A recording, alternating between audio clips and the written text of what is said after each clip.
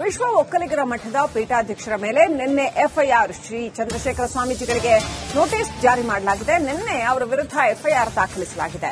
December 2ನೇ ತಾರೀಕು ಠಾಣೆಗೆ ಹಾಜರಾಗಿ ಅಂತ ನೋಟಿಸ್ ಕೊಟ್ಟಿದ್ದಾರಂತೆ. ಉಪ್ಪಾರಪೇಟೆ ಪೊಲೀಸರು ಈ ರೀತಿಯಾಗಿ ನೋಟಿಸ್ ಕೊಟ್ಟಿದ್ದಾರೆ. ಶ್ರೀಗಳೊಬ್ಬರಿಗೆ ಠಾಣೆಗೆ ಹಾಜರಾಗಿ ಅಂತ ಸರ್ಕಾರ ನೋಟಿಸ್ ಕೊಡುತ್ತೆ ಅಂತಂದ್ರೆ ಇದನ್ನ ಧಾರ್ಷ್ಟ್ಯ ಅಂತ ಬಿಜೆಪಿ ನಾಯಕರು ಪರಿಗಣಿಸ್ತಾ ಇದ್ದಾರೆ. ಹಾಗಾಗಿ ಒಕ್ಕಲಿಗ ಶ್ರೀಗಳ ಪರವಾಗಿ ಕೆಂಡ ಕಾರ್ತಾ ಇದ್ದಾರೆ ಸರ್ಕಾರದ ವಿರುದ್ಧ ಬಿಜೆಪಿ ನಾಯಕರುಗಳು.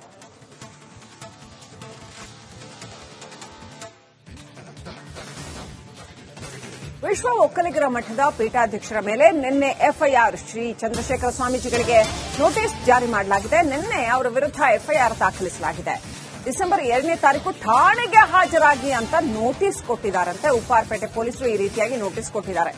ಶ್ರೀಗಳೊಬ್ಬರಿಗೆ ಠಾಣೆಗೆ ಹಾಜರಾಗಿ ಅಂತ ಸರ್ಕಾರ ನೋಟಿಸ್ ಕೊಡುತ್ತೆ ಅಂತಂದ್ರೆ ಇದನ್ನ ಧಾರ್ಷ್ಟ್ಯ ಅಂತ ಬಿಜೆಪಿ ನಾಯಕರು ಪರಿಗಣಿಸ್ತಾ ಇದ್ದಾರೆ. ಹಾಗಾಗಿ ಒಕ್ಕಲಿಗ ಶ್ರೀಗಳ ಪರವಾಗಿ ಕೆಂಡ ಕಾರ್ತಾ ಇದ್ದಾರೆ ಸರ್ಕಾರದ ವಿರುದ್ಧ ಬಿಜೆಪಿ ನಾಯಕರುಗಳು.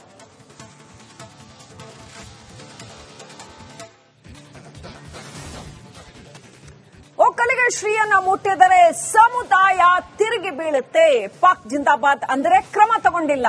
ಹಿಂದೂಗಳ ಪರ ಮಾತನಾಡಿದ್ರೆ ಕಂಪ್ಲೇಂಟ್ ದಾಖಲಿಸಿಕೊಳ್ತೀರಿ ಅಂತ ಚಂದ್ರಶೇಖರ ಶ್ರೀ ವಿರುದ್ಧದ ಎಫ್ಐಆರ್ಗೆ ಆರ್ ಅಶೋಕ್ ಕೆಂಡಾಮಂಡಲರಾಗಿದ್ದಾರೆ.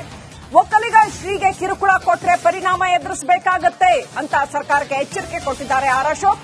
ಕ್ಷಮೆ ಯಾಚಿಸಿದ ಸ್ವಾಮೀಜಿ ಮೇಲೆ ಎಫ್ಐಆರ್ ಖಂಡನೀಯ. ಸರ್ಕಾರಕ್ಕೆ ಬಿಜೆಪಿ ನಾಯಕ ಆರ್ ಅಶೋಕ್ ಗಂಭೀರ ಎಚ್ಚರಿಕೆ ಕೊಟ್ಟಿದ್ದಾರೆ. ಚಂದ್ರಶೇಖರ ಶ್ರೀಗಳನ್ನ ಬಿಜೆಪಿ ನಿಯೋಗ ಭೇಟಿಯಾಗಿದೆ. ಎಫ್ಐಆರ್ ದಾಖಲಾದ ಬೆನ್ನಲ್ಲೇ ಬಿಜೆಪಿ ನಿಯೋಗ ಭೇಟಿ ಮಾಡಿದೆ. ಮುಸ್ಲಿಮರ ವಿರುದ್ಧ ಹೇಳಿಕೆ ವಿಚಾರದಲ್ಲಿ ಎಫ್ಐಆರ್ ದಾಖಲಾಗಿತ್ತು.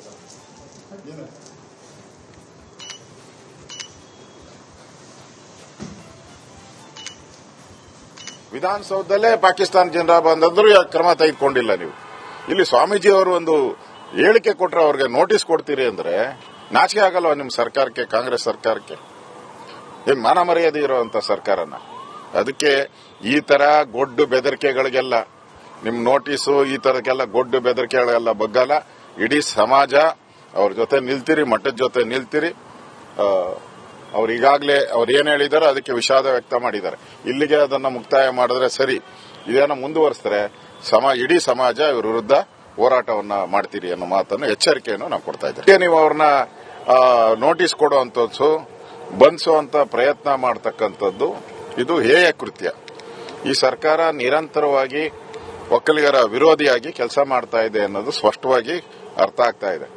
ಅದರಿಂದ ನಾವು ಈ ಸಮಾಜದ ಅಲ್ಲಿ ಹುಟ್ಟಿದಿರಿ, ನಾವು ಕೂಡ ಒಕ್ಕಲಿಗ ಸಮಾಜದಲ್ಲಿ ಹುಟ್ಟಿದಿರಿ.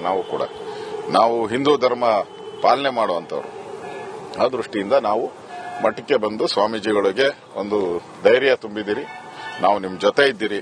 ಈ ದುರುಳ ಕಾಂಗ್ರೆಸ್ ಅವರು ಏನಾದರೂ ಮುಟ್ಟುವಂತ ಪ್ರಯತ್ನವನ್ನ ಮಾಡಿದ್ರೆ ಈ ಜನಾಂಗ ತಿರುಗಿ ಬೀಳುತ್ತೆ ಅನ್ನೋದನ್ನ ಎಚ್ಚರಿಕೆಯನ್ನು ಕೂಡ ಈ ಸರ್ಕಾರ. ಚಿಕ್ಕಪೇಟೆ ಸಬ್ ಡಿವಿಷನ್ ಅಲ್ಲಿ ವಿಶ್ವ ಒಕ್ಕಲಿಗರ ಮಠದ ಸ್ವಾಮೀಜಿಯವರ ಮೇಲೆ ಎಫ್ಐಆರ್ ಆಗಿದೆ.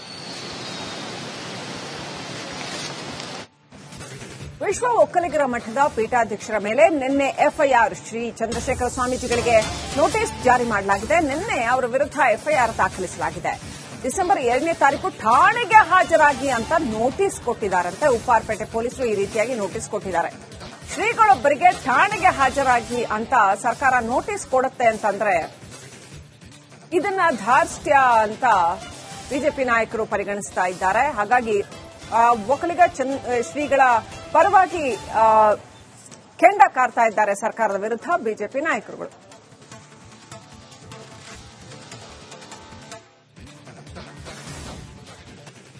ಒಕ್ಕಲಿಗ ಶ್ರೀಯನ್ನ ಮುಟ್ಟಿದರೆ ಸಮುದಾಯ ತಿರುಗಿ ಬೀಳುತ್ತೆ. ಪಾಕ್ ಜಿಂದಾಬಾದ್ ಅಂದರೆ ಕ್ರಮ ತಗೊಂಡಿಲ್ಲ. ಹಿಂದೂಗಳ ಪರ ಮಾತನಾಡಿದ್ರೆ ಕಂಪ್ಲೇಂಟ್ ದಾಖಲಿಸಿಕೊಳ್ತೀರಿ ಅಂತ ಚಂದ್ರಶೇಖರ ಶ್ರೀ ವಿರುದ್ಧದ ಎಫ್ಐಆರ್ಗೆ ಆರ್ ಅಶೋಕ್ ಕೆಂಡಾಮಂಡಲರಾಗಿದ್ದಾರೆ. ಒಕ್ಕಲಿಗ ಶ್ರೀಗೆ ಕಿರುಕುಳ ಕೊಟ್ರೆ ಪರಿಣಾಮ ಎದುರಿಸಬೇಕಾಗತ್ತೆ ಅಂತ ಸರ್ಕಾರಕ್ಕೆ ಎಚ್ಚರಿಕೆ ಕೊಟ್ಟಿದ್ದಾರೆ ಆರ್ ಅಶೋಕ್.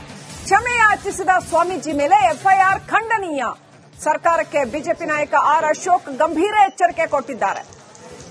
ಚಂದ್ರಶೇಖರ ಶ್ರೀಗಳನ್ನ ಬಿಜೆಪಿ ನಿಯೋಗ ಭೇಟಿಯಾಗಿದೆ. ಎಫ್ಐಆರ್ ದಾಖಲಾದ ಬೆನ್ನಲ್ಲೇ ಬಿಜೆಪಿ ನಿಯೋಗ ಭೇಟಿ ಮಾಡಿದೆ. ಮುಸ್ಲಿಮರ ವಿರುದ್ಧ ಹೇಳಿಕೆ ವಿಚಾರದಲ್ಲಿ ಎಫ್ಐಆರ್ ದಾಖಲಾಗಿತ್ತು.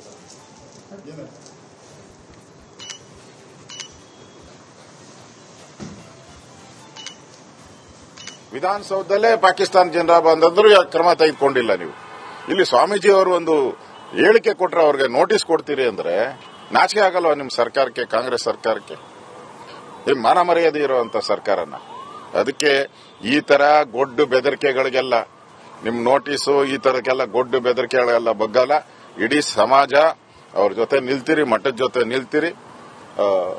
ಅವ್ರು ಈಗಾಗಲೇ ಅವ್ರು ಏನ್ ಹೇಳಿದಾರೋ ಅದಕ್ಕೆ ವಿಷಾದ ವ್ಯಕ್ತ ಮಾಡಿದ್ದಾರೆ. ಇಲ್ಲಿಗೆ ಅದನ್ನ ಮುಕ್ತಾಯ ಮಾಡಿದ್ರೆ ಸರಿ, ಇದೇನೋ ಮುಂದುವರಿಸಿದ್ರೆ ಇಡೀ ಸಮಾಜ ಇವ್ರ ವಿರುದ್ಧ ಹೋರಾಟವನ್ನ ಮಾಡ್ತೀರಿ ಅನ್ನೋ ಮಾತನ್ನು ಎಚ್ಚರಿಕೆಯನ್ನು ನಾವು ಕೊಡ್ತಾ ಇದ್ದೀವಿ. ನೀವು ಅವ್ರನ್ನ ನೋಟಿಸ್ ಕೊಡುವಂತದ್ದು, ಬಂಧಿಸುವಂತ ಪ್ರಯತ್ನ ಮಾಡತಕ್ಕಂಥದ್ದು ಇದು ಹೇಯ ಕೃತ್ಯ. ಈ ಸರ್ಕಾರ ನಿರಂತರವಾಗಿ ಒಕ್ಕಲಿಗರ ವಿರೋಧಿಯಾಗಿ ಕೆಲಸ ಮಾಡ್ತಾ ಇದೆ ಅನ್ನೋದು ಸ್ಪಷ್ಟವಾಗಿ ಅರ್ಥ ಆಗ್ತಾ ಇದೆ. ಅದರಿಂದ ನಾವು ಈ ಸಮಾಜದ ಅಲ್ಲಿ ಹುಟ್ಟಿದಿರಿ, ನಾವು ಕೂಡ ಒಕ್ಕಲಿಗ ಸಮಾಜದಲ್ಲಿ ಹುಟ್ಟಿದಿರಿ.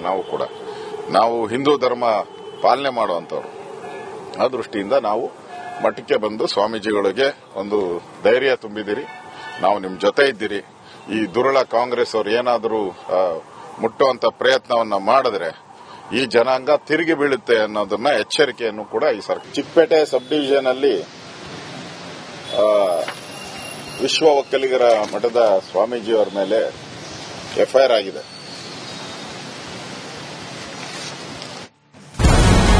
ನಮಸ್ಕಾರ, ಕರ್ನಾಟಕ ಪ್ರೈಮ್ ಟೈಮ್ಗೆ ಸ್ವಾಗತ.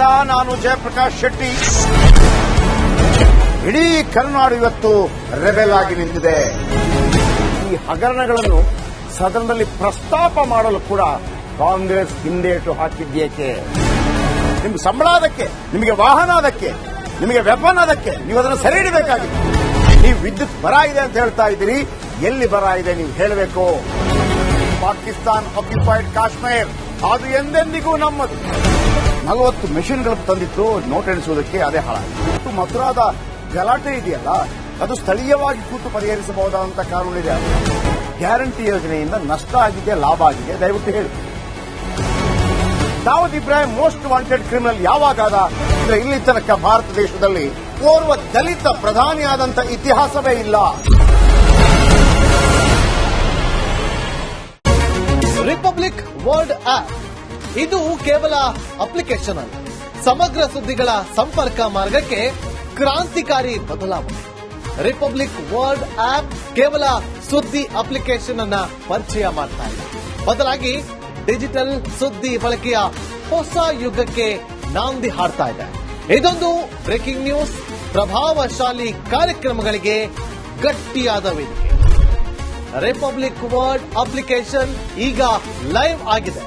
ಗೂಗಲ್ ಪ್ಲೇ ಸ್ಟೋರ್ ಮತ್ತು ಆಪಲ್ ಆಪ್ ಸ್ಟೋರ್ ಎರಡರಲ್ಲೂ ಲಭ್ಯವಿದೆ. ಈಗಲೇ ಡೌನ್ಲೋಡ್ ಮಾಡಿ.